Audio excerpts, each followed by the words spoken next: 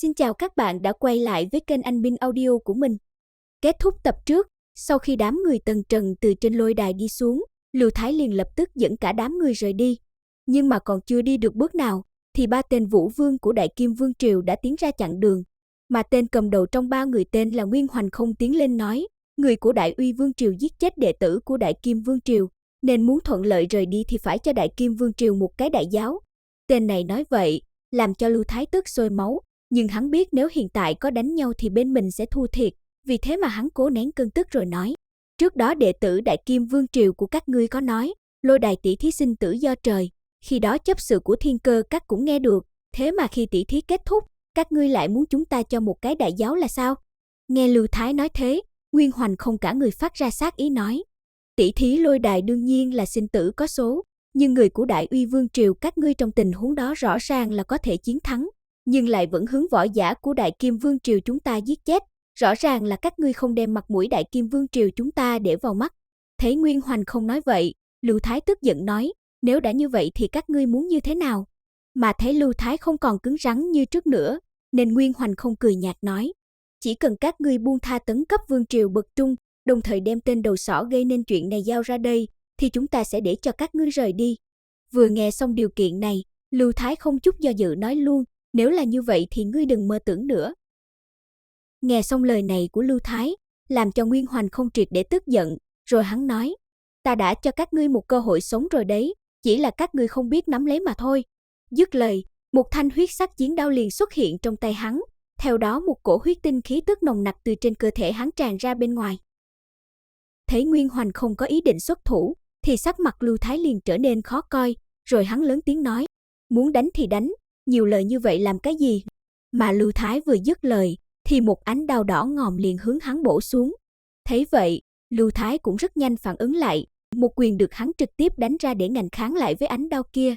Nhưng mà ngay khi ánh đao đỏ ngòm cùng với một quyền của Lưu Thái đụng vào nhau, thì ngay tức khắc có một cổ lực lượng cường đại liền tràn vào trong cơ thể Lưu Thái, làm cho hắn kêu lên một tiếng đau đớn, khóe miệng tràn ra một chút máu, rồi thân hình hắn liền bị đánh lui về sau mấy bước. Biết lần này khó đánh lại Nguyên Hoành không, nên Lưu Thái quay sang Tần Trần nói, Trần Thiếu, các ngươi đi trước đi, ta ở đây ngăn lại mấy tên này. Mà nghe thấy Lưu Thái nói vậy, thì đám người Trác Thanh Phong, Lưu Huyền Duệ và Phó Tinh Thành cũng liền bộc phát ra khí tức vũ vương, với ý định cũng muốn lên đánh một trận. Thấy hành động này của đám người Lưu Thái, thì Nguyên Hoành không tức giận nói, rất tốt, hiện tại ta muốn nhìn qua một chút, chỉ là một cái hạ đẳng vương triều, lấy đâu ra dũng khí mà muốn cùng ta xuất thủ. Lời nói vừa dứt, huyết sắc khí tức trên thân Nguyên Hoành không như hóa thành một vùng biển mênh mông, rồi đem đám người Lưu Thái bao vây ở trong đó. Sau khi đã bao vây cả đám người Lưu Thái trong huyết sắc khí tức của bản thân, thì Nguyên Hoành không lại lên tiếng nói, nếu các ngươi đã không muốn giao ra người này, thì ta sẽ giết hắn ngay tại đây, xem trong các ngươi ai có bản lĩnh ngăn cản được ta. Dứt lời, chiến đao trong tay Nguyên Hoành không chớp động, theo đó vô số huyết sắc đao văn liền xuất hiện, chỉ trong chốc lát đã hình thành một đoàn chi chít đao khí, rồi hướng Tần Trần chém xuống. Thấy hành động đó của Nguyên Hoành không, Lưu Thái liền thiêu đốt tinh huyết của bản thân, rồi liều lĩnh đánh ra hai đấm về phía đao khí kia. Ngay khi va chạm xảy ra, thì chân nguyên ngưng tụ trên hai đấm của Lưu Thái liền bị đao khí cắt nát, còn bản thân hắn thì phun ra một ngụm máu, rồi liền lui lại phía sau mấy bước. Nhưng mà dưới công kích này của Lưu Thái, thì cũng khiến công kích của Nguyên Hoành không bị dừng lại. Mà nhân lúc Nguyên Hoành không muốn ngưng tụ huyết sắc đao khí một lần nữa, thì đám người Trác Thanh Phong đồng thời hướng hắn công kích tới. Nhưng mà dưới thế công của cả đám, thì huyết sắc đao khí của Nguyên Hoành không cũng không bị đánh tan, đến cuối cùng thì còn sót lại một đạo đao khí hướng thẳng đỉnh đầu Tần Trần bổ xuống. Trong lúc tất cả mọi người đều cho rằng Tần Trần phải chết là không thể nghi ngờ, thì đúng lúc này Tần Trần lại lên tiếng nói, bất quá người chỉ là thất giai trung kỳ mà thôi, ở chỗ này bốc phét ra oai như thế lại không biết ngượng sao. Mà lời nói Tần Trần vừa dứt, thì ngay sau đó có một đạo lực lượng kinh khủng xuất hiện trên quảng trường, rồi liền hình thành một tấm chắn che ở trước người Tần Trần. Thế là một đao kia của Nguyên Hoành không dự định sẽ bổ trúng Tần Trần, thì hiện tại liền bị tấm chắn kia ngăn cản lại. Thấy một đao không giết được Tần Trần, làm cho Nguyên Hoành không tức giận gầm lên quát, người nào có dũng khí chen tay vào việc của Đại Kim Vương Triều ta, người định đến tìm chết sao? Dứt lời, Nguyên Hoành không liền quay đầu nhìn lại, thì thấy có một thân ảnh đang chậm rãi đi đến nơi đây. Mà theo bước chân đi tới, người này chỉ cần vung tay một cái, thì huyết sắc đao khí ở trước người Nguyên Hoành không lập tức bị nghiền nát. Một màn này liền thu hút sự chú ý của đám võ giả đang tập trung trên quảng trường, thế là ngay sau đó, cả đám liền nhận ra người đến chính là Dược Vương Viên Chủ. Dưới quan sát của đám võ giả, thì Dược Vương Viên Chủ trong nháy mắt đã xuất hiện trước người Tần Trần, rồi lão bà này liền vội vàng hỏi, Trần Thiếu, ngươi không có bị làm sao chứ? Thấy Dược Vương Viên Chủ hỏi vậy, Tần Trần liền từ tốn nói, ta không sao. Sau khi quan sát Tần Trần một lượt, phát hiện hắn không xảy ra vấn đề gì, thì Dược Vương Viên Chủ liền thở phào một hơi, sau đó ánh mắt băng lãnh nhìn Nguyên Hoành Không nói, vừa rồi là ngươi muốn giết Trần Thiếu đúng không? Với lại ngươi còn dám đối với ta hô to gọi nhỏ cái gì? Về phía Nguyên Hoành Không, sau khi phát hiện người đến chính là Dược Vương Viên Chủ, thì thần sắc lập tức trở nên trắng bệch, rồi hắn vội vàng nói, tiền bối, vãn bối là Huyết Đao môn môn chủ Nguyên Hoành Không của Đại Càn Vương Triều, vừa rồi không biết là tiền bối xuất thủ, mong tiền bối thứ lỗi.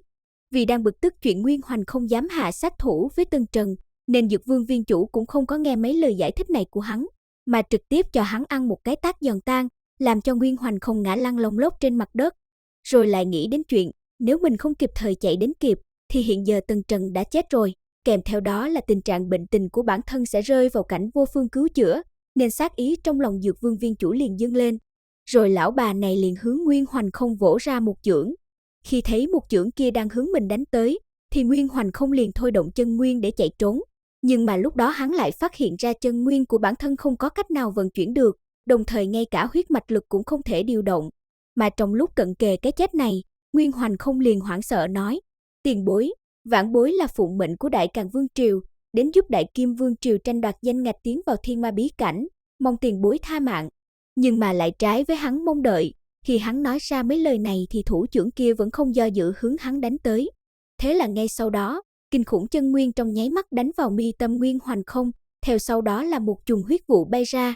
Mà đến lúc này khi đã chết, Nguyên Hoành Không vẫn không thể tin được, chỉ vì đắc tội với một hạ đẳng vương triều mà lại khiến bản thân mất mạng. Sau khi giết Nguyên Hoành Không xong, Dược Vương Viên Chủ liền hướng đám võ giả xung quanh nói, Đại Uy Vương Triều chính là khách quý của Dược Vương Viên ta, sau này nếu có ai muốn gây khó dễ với Đại Uy Vương Triều, thì đừng trách lão thân ta không khách khí. Sau đó, Dược Vương Viên Chủ liền đảo mắt nhìn đến hai tên đi cùng với Nguyên Hoành Không là Kim Ngục Thuật và Trác Trang. Bởi vì vừa rồi hai tên này không có xuất thủ với Tần Trần, thế nên Dược Vương Viên Chủ cũng lười tính toán với bọn chúng, vì thế liền thả hai người rời đi. Mà khi hai tên kia vừa đi, thì đám người Tần Trần liền tiến lên cảm tạ Dược Vương Viên Chủ đã ra tay cứu trợ. Rồi sau đó bọn họ liền mời Dược Vương Viên Chủ về nơi ở của Đại Uy Vương Triều, để thuận tiện cho việc nói chuyện. Mà đám người Tần Trần vừa rời đi không lâu, thì ở một tòa tử lâu cách đó không xa, một thanh niên toàn thân bao phủ trong áo bào màu đen liền lên tiếng nói, chỉ qua 1 năm không gặp, không ngờ thực lực tiểu tử kia đã phát triển nhanh như vậy. Mà vừa rồi đối chiến với Tư Không Kiến Huyết, thì chưa chắc hắn đã xuất ra thực lực thật sự của bản thân. Nếu như lúc này Tần Trần có mặt ở đây, thì liền có thể nhận ra tên nam tử này chính là Ma Lệ. Mà Ma Lệ vừa nói xong, thì Nhạc Lãnh Thiện đứng ở bên cạnh hắn liền lên tiếng nói, thiếu chủ có chỗ không biết, tên tiểu tử này thực lực cực kỳ kinh người, trước kia lão tổ Lãnh gia Lãnh Phá Công cũng chính là bị tiểu tử này giết chết. Nghe vậy, Ma Lệ lạnh lùng nhìn Nhạc Lãnh Thiện một cái, rồi khinh thường nói, đối với thiên phú của người này, thì ta hiểu rõ hơn ngươi nhiều. Mà ngươi đường đường là một Vũ Vương cung phụng, đã ẩn nấp ở một cái hạ đẳng vương triều lâu như vậy cũng không trưởng khống được, thì làm gì còn có tư cách phát biểu ở đây nữa. Lúc này tại Thiên Cơ Các, sau khi nghe tên chấp sự kia báo cáo kết quả tỷ thí, cùng với việc Dược Vương Viên Chủ ra tay trợ giúp đám người Đại Uy Vương Triều, thêm vào việc Dược Vương Viên Chủ có thái độ rất cung kính với thiếu niên có tên Tần Trần, thì liền khiến cho các chủ Thiên Cơ Các có chút chau mày, vì không biết Tần Trần có lai lịch như thế nào mà để cho Dược Vương Viên Chủ lại cung kính như vậy. Nhưng sau khi nghe tên chấp sự kia nói qua chuyện nửa tháng trước, Tần Trần và Trác Thanh Phong cùng tiến vào gặp Dược Vương Viên Chủ. Ban đầu Dược Vương Viên Chủ cũng không nhận ra hai người này, nhưng mà sau đó không biết phát sinh chuyện gì mà Dược Vương Viên Chủ rất cung kính với bọn họ. Sau khi nghe được thông tin này, các chủ Thiên Cơ Các cảm thấy cái tên Trác Thanh Phong có chút quen thuộc. Thế là sau một hồi suy nghĩ, hắn cũng nhớ ra, Trác Thanh Phong này cũng xuất thân từ Bắc Thiên Vực Đan Các, mà sư tôn của hắn cũng là một vị dược vương có quyền lực rất cao tại Bắc Thiên Vực Đan Các. Do đó, các chủ Thiên Cơ Các liền cho ra suy đoán, có khả năng Tần Trần chính là một nhân vật nghịch thiên của Bắc Thiên Vực Đan Các, vì chỉ có nhân vật như vậy mới có thể khiến cho Dược Vương Viên Chủ cung kính được. Đến đây mình xin kết thúc nội dung của tập này nhé. Cảm ơn tất cả mọi người đã xem hết video.